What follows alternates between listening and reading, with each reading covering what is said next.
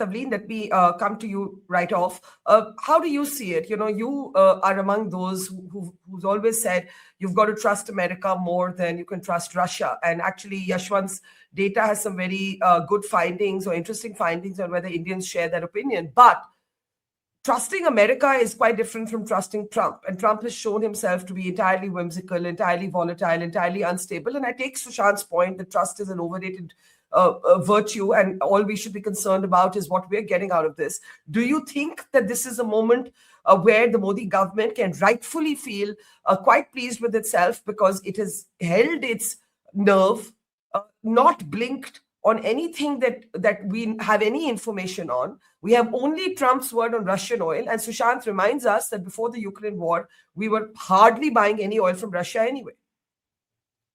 I don't think it's about Russian oil. Let's not get stuck in the nitty-gritty. We don't know the nitty-gritty. But what I am actually very proud of as an Indian is that we didn't kowtow.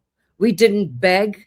We didn't quibble about his, when he went on about how Operation Sindoor had been stopped, how that ceasefire was brought by him. I think that the Indian government, the Indian Prime Minister, has behaved with great dignity and restraint. And I think this is really a shining moment in the 12 years that he's been Prime Minister of India. I really think that we've got an opening.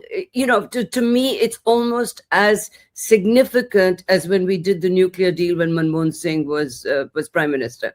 I think this is a very significant move in the right direction. As you know, that I don't like dictatorships, and no matter what Trump does, he's never going to be Putin. So as far as I'm concerned, the closer we get to America, the better it is. And we have, as consumers, been treated very badly by our government constantly. I try to import a notebook. I keep a journal every year, and it was 150% duty. So I had to quickly try and cancel it. I mean, that's how ridiculous it is. Something as small as a little leather notebook was 150% duty. So, we need to, stop that so that our consumers have access to better products, and that our producers, I'm actually, as somebody who comes from a farming family, my brother is a farmer, they're not that afraid, of competition. It would help them. It would open markets for them.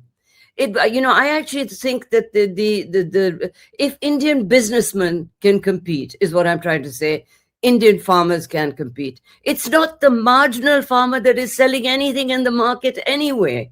We're talking about a very small group of farmers, and as far as I can see, they can compete. My brother is certainly not on the breadline, I'll tell you that, So they're quite open to competition.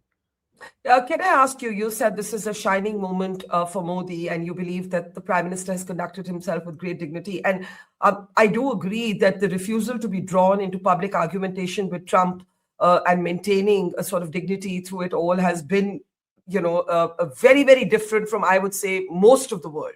We've seen the Europeans line up like little school children and then actually having their comeuppance anyway. But what do you say about, briefly, because I want to go to the others, about Rahul Gandhi saying the Prime Minister is compromised, which is what he has said today in Parliament?